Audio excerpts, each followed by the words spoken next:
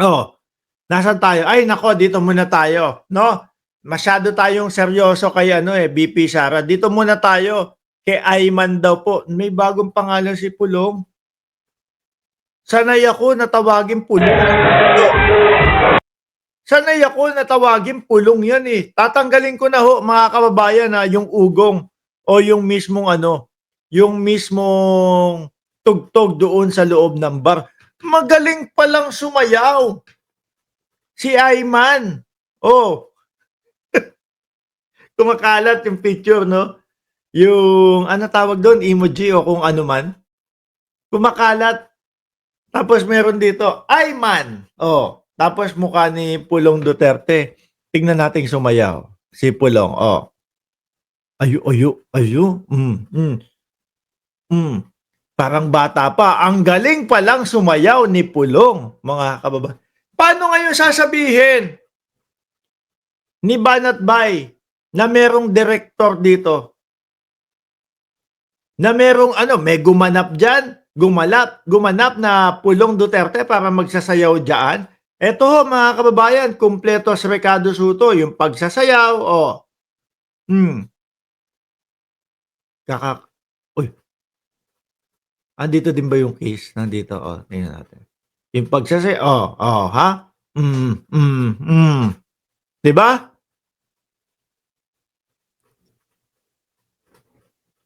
Oh.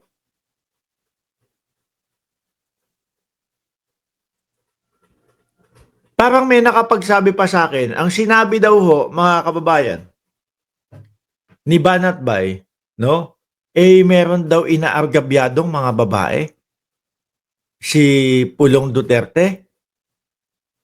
Kaya daw ho ano, kaya nagagalit.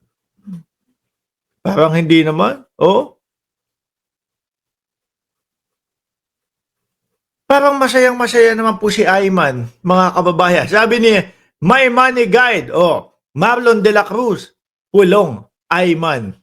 Di mo ba? Oh, ayun. Sabi dito sa ilalim, eto ba yung sabi ni Bayad Bay na nagalit sa bugaw dahil nalaman may mga babaeng inaapi? Nako po, parang ang layo, oh. Dito bandang dulo. Nagalit na siya dito, oh. Ayan na. Ayun, 'di ba? Ayun.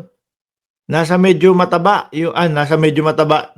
Medyo nasa malapit sa pinto yung tao na sinasabi na nagbibigay ng babae. Tsaka mga boss chief mo, sir. Yung pagkakasabi ho ni Pulong Duterte na, lumabas na yung video. Oh, no? Matagal nang nangyari yun. Ibig sabihin ho, talagang may nangyari pa din ganito, mga kababayan. Hindi mo pwedeng isa-isang tabi. Oh.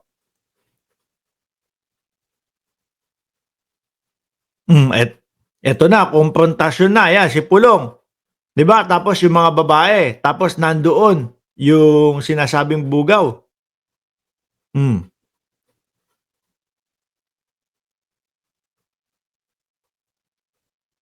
Oh, yan na.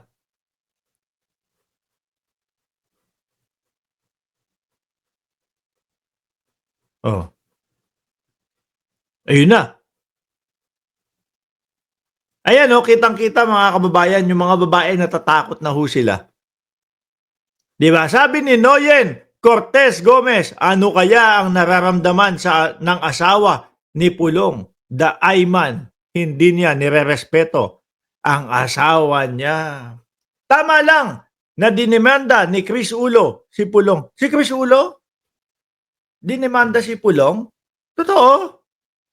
Di ko alam yun, Mapupunta tuloy ako doon sa channel ni Chris Ulo. Sabi ni Aling Roda, tama lang, dinemanda ni Chris Ulo si Pulong. Alam nyo ho, mga bossing, makakaapekto ho talaga yan doon sa kandidatura ni Pulong Duterte. Unless, kung yung mga nasa distrito nila ay ipapanalo pa din. Di ba? Ipapanalo pa din si Pulong Duterte. BO-BO na kayo. Sabi ni Sabi ni Montulfo. Di ba?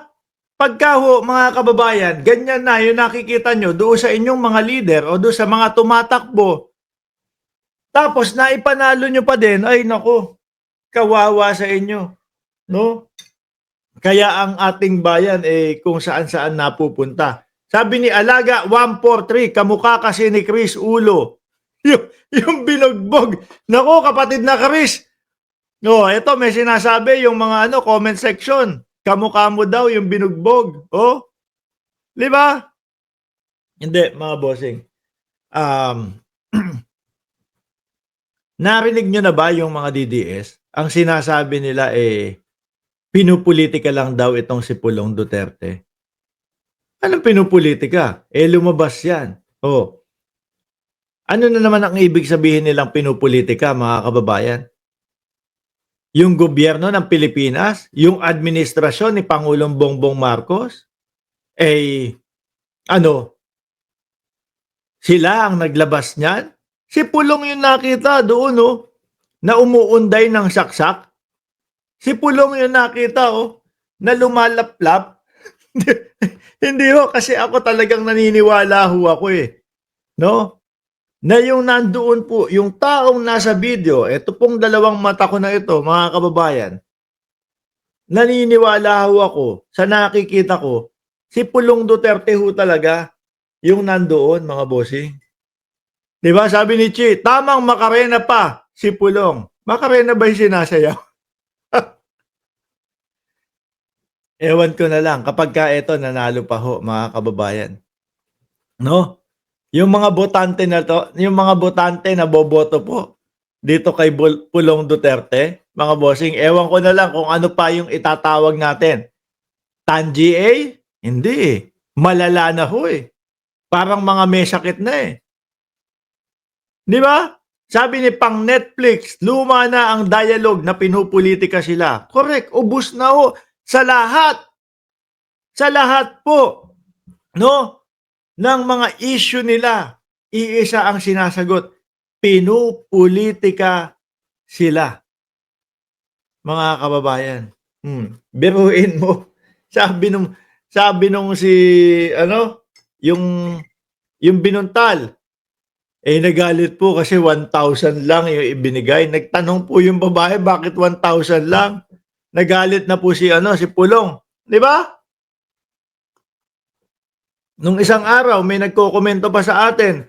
Mark, nasaan yung 51 billion? Nasaan yung 51 billion? Bakit ganun? 1,000 lang. Ang kuripot naman. Oh. Di ba? Mga kababayan, sabi ni Jesse Behar, tama po iyan, no? At kung ipapanalo po ninyo itong tao na ito, magiging masahol pa ang gagawin niya at dapat dapat din magiding na po kayo, no? At walang ipinapahayag na plataforma at ang alam ninyo ang ginagawa. Budotsman. Nako si Ayman. Iwanan na ho natin si Ayman, mga kababayan.